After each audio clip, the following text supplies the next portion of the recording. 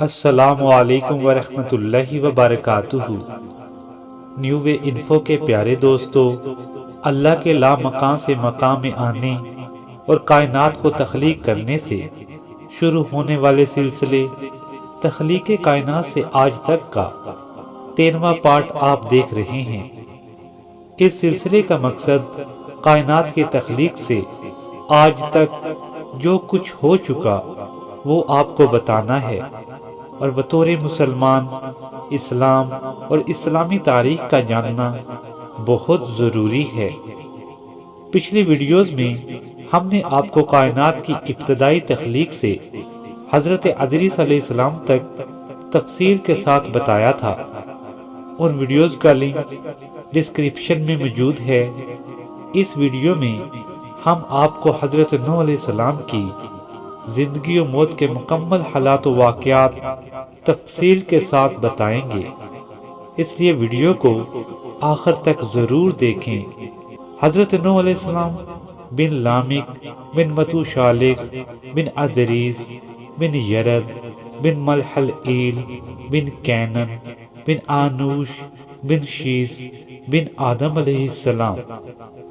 حضرت نوح علیہ السلام حضرت ادریس علیہ السلام کی تیسری نسل اور حضرت شیس علیہ السلام کی 7ویں نسل اور حضرت آدم علیہ السلام کی 8ویں نسل میں سے پیدا ہوئے، اور ایک روایت کے مطابق حضرت نوح علیہ السلام کی پیدائش حضرت آدم علیہ السلام کی وفات سے 126 سال بعد ہوئی، اور بعض روایات کے مطابق حضرت نوح حضرت آدم علیہ السلام کی وفات سے 140 سال بعد پیدا ہوئے۔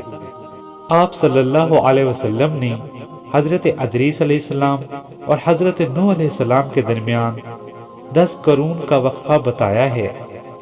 حضرت عباس رضی اللہ تعالی عنہ سے روایت ہے کہ 1 قرن 1 سال کے برابر ہوتا ہے۔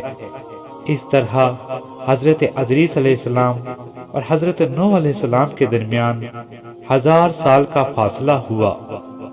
بعض مفسرین نے قرن سے مراد نسلیں لی ہیں، جیسا کہ اللہ تعالیٰ نے قرآن میں ارشاد فرمایا کہ ہم نے نوح علیہ السلام کے بعد کئی قرنوں کے لوگوں کو بلا کر کہا۔ اس طرح آپ صلی اللہ علیہ وسلم کی حدیث میں بھی ہے کہ میرا زمانہ خیر القرون ہے۔ اس سے ظاہر ہوتا ہے کہ حضرت نوح علیہ السلام سے پہلے آدم علیہ السلام کی کئی نسلیں رہ چکی تھیں، اور اس طرح حضرت ادریس علیہ السلام سے حضرت نوح علیہ السلام کے درمیان ہزاروں سال کا زمانہ ہو جاتا ہے۔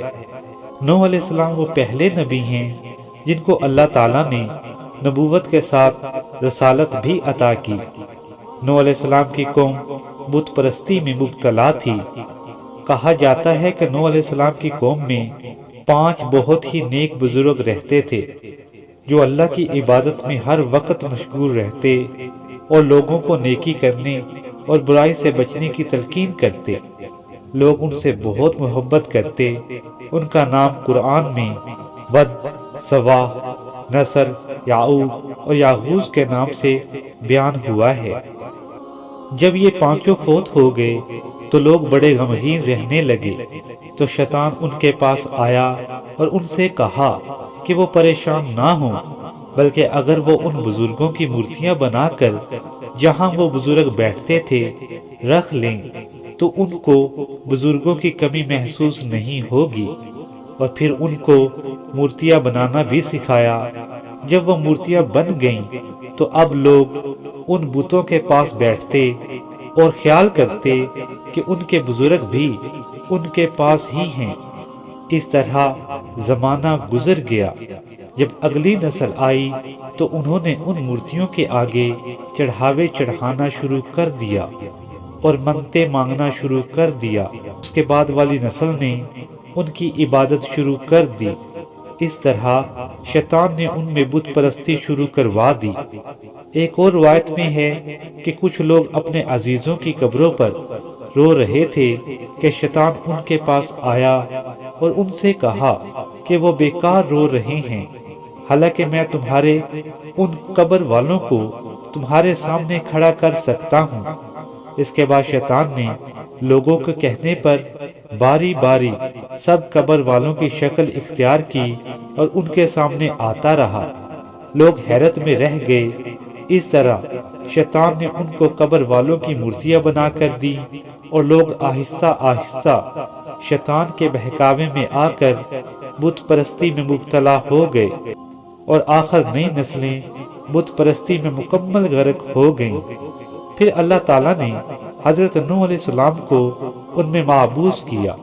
حضرت نوح علیہ السلام کو کس عمر میں نبوت عطا کی گئی، اس میں اختلاف پایا جاتا ہے۔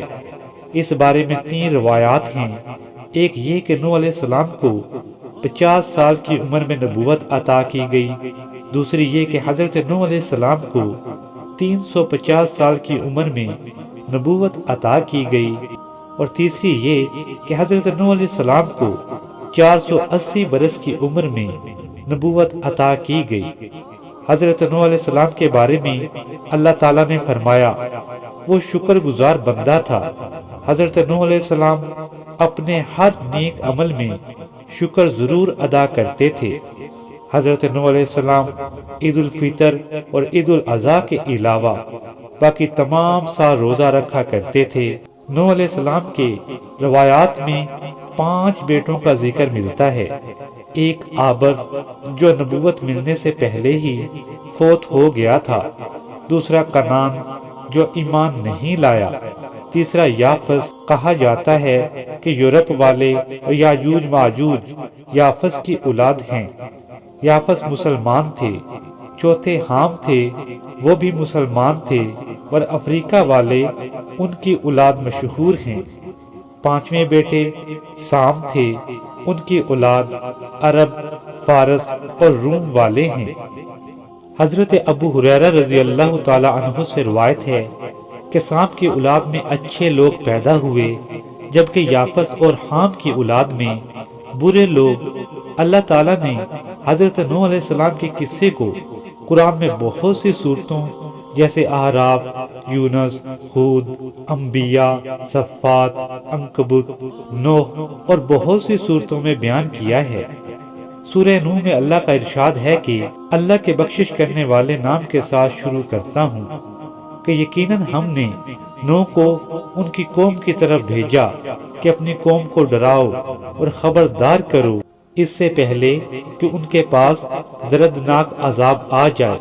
نوح علیہ السلام نے کہا اے میری قوم، میں تمہیں صاف صاف ڈرانے والا ہوں کہ تم اللہ کی عبادت کرو اور اس سے ڈرا کرو اور میرا کہنا مانو، تو وہ تمہارے گناہ بخش دے گا اور تمہیں ایک وقت مقررہ تک چھوڑ دے گا۔ یقیناً اللہ کا وعدہ جب آ جاتا ہے تو ٹلتا نہیں۔ کاش تمہیں سمجھ ہوتی۔ نوح علیہ السلام تبلیغ کے سلسلے میں سخت محنت کرتے، دن رات لوگوں کے گھروں اور ان کے اجتماعات میں جا کر دعوت دیتے۔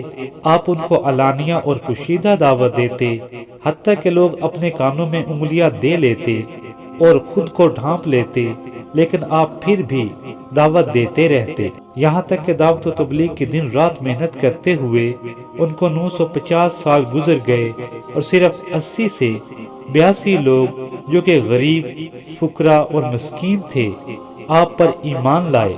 تب نوح علیہ السلام نے اپنے اللہ سے دعا کی کہ اے میرے اللہ، میں نے اپنی قوم کو دن رات تیری طرف بلایا، لیکن میرے بلانے سے یہ اور زیادہ بھاگنے لگے۔ انہوں نے اپنے کانوں میں انگلیاں ٹھونس لی، اپنے اوپر کپڑے اوڑھ لیے اور کہنے لگے کہ ہم تیری شکل دیکھنا نہیں چاہتے۔ میرے اللہ، یہ لوگ تیری باتیں سننا پسند نہیں کرتے۔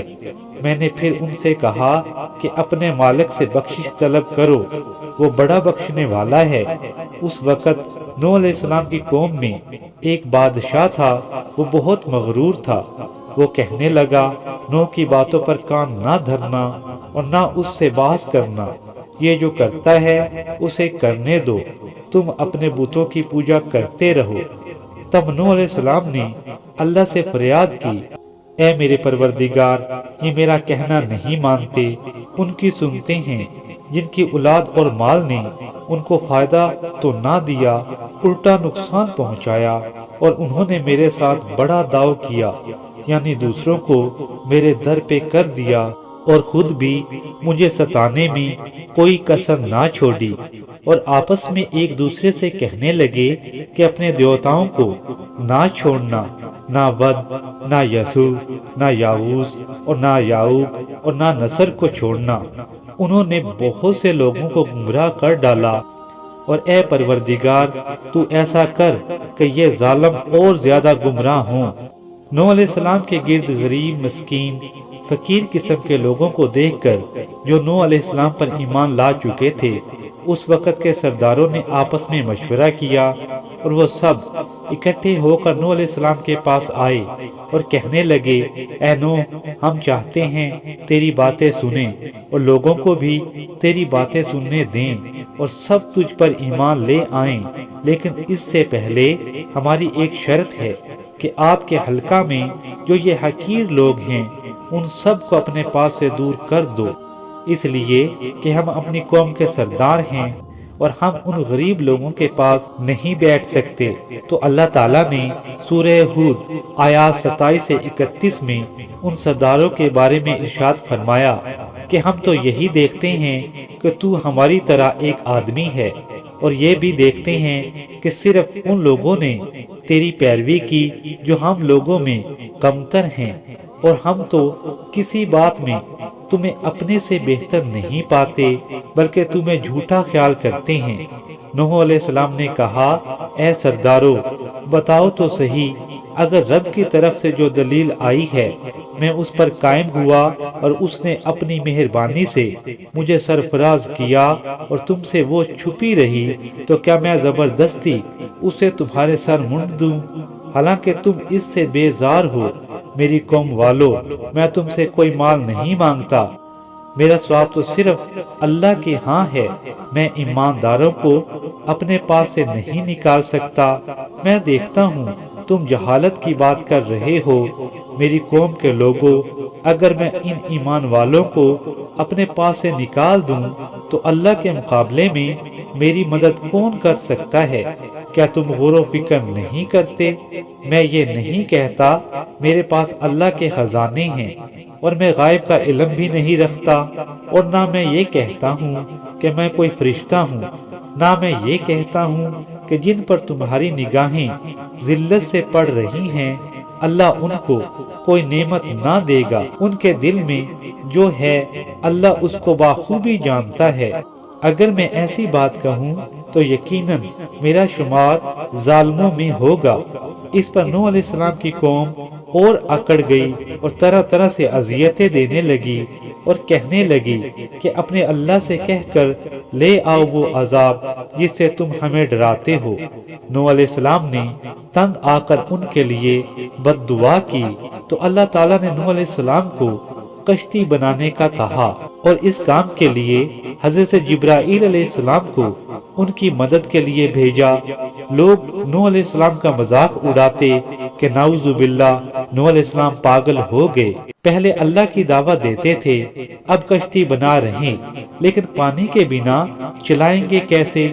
جب کشتی تیار ہو گئی تو اللہ تعالیٰ نے ایک نشانی نوح علیہ السلام کو عذاب آنے کی بتائی کہ جب فلاں تندور سے پانی ابل پڑے تو اپنے ماننے والوں کو لے کر کشتی میں سوار ہو جانا۔ ایک روایت میں آتا ہے کہ نوح علیہ السلام کی وہ کشتی 100 سال میں تیار ہوئی۔ حضرت ابن عباس رضی اللہ تعالی عنہ سے روایت ہے کہ نوح علیہ السلام نے پہاڑ پر کشتی بنائی۔ اس کشتی کی لمبائی 300 گز اور اونچائی 50 گز تھی، اور اس کشتی کی 3 منزلیں تھیں، اوپر اور نیچے، اور یہ کشتی عام کشتیوں کی طرح اوپر سے کھلی ہوئی نہ تھی بلکہ اوپر سے بند تھی تاکہ بارش سے بچا جا سکے۔ سب سے اوپر کی منزل پر انسان، درمیان کی منزل پر عام جانور اور نیچے وحشی جانور تھے۔